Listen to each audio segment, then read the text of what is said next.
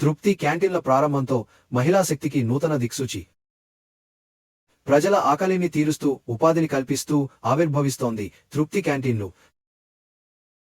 ఆంధ్రప్రదేశ్ రాష్ట్ర ప్రభుత్వం మహిళా సాధికారత దిశగా మరో బలమైన అడుగు వేసింది. రాష్ట్ర వ్యాప్తంగా మహిళల చేతులు మీదుగా నడిచే తృప్తి క్యాంటీన్లు ప్రారంభమయ్యాయి. మహిళా పారిశ్రామికవేత్తలను ప్రోత్సహించడమే కాకుండా సామాన్య ప్రజలకు తక్కువ ధరలో పోషకాహార భోజనం అందించడమే ఈ కార్యక్రమం లక్ష్యం.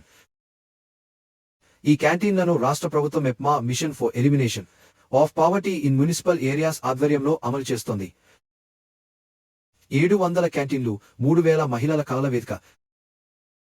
ప్రస్తుత దశలో రాష్ట్ర వ్యాప్తంగా 700 తృప్తి క్యాంటీన్లు ఏర్పాటు చేయనున్నట్లు ప్రభుత్వం ప్రకటించింది. ఈ క్యాంటీన్ల నిర్వహణ బాధ్యతను 3000 మంది మహిళలకు అప్పగించనున్నారు. ఇది స్వయం ఉపాధికి ఒక మంచి అవకాశం కావడంతో పాటు వారి ఆర్థిక స్థిరత్వానికి దోహదం చేస్తుందని అధికార వర్గాలు పేర్కొంటున్నాయి. నెల్లూరులో తొలిసారిగా ప్రారంభం. తృప్తి క్యాంటీన్ ప్రాజెక్టుకు శ్రీకారం చుక్కిన మొదటి జిల్లాగా నెల్లూరు నిలిచింది.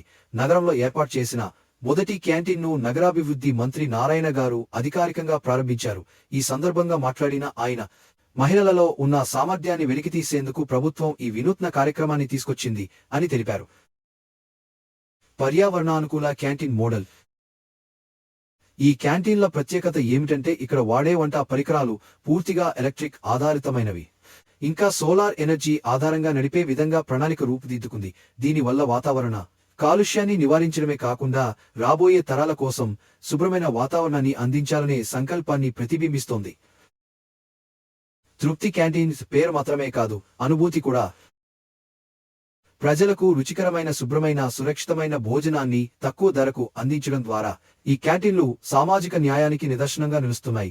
ఇకపోతే మహిళల సాధికారత దిశగా చేపట్టిన ఈ నూతన ప్రయోగం విజయవంతమైతే దేశానికి ఆదర్శంగా నిలవనుంది.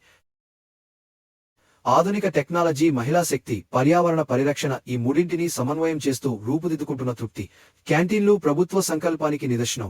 ఆహారమే ఆరంభం అన్న తత్వానికి కొత్త అర్థం నింపుతుంది ఈ కార్యక్రమం.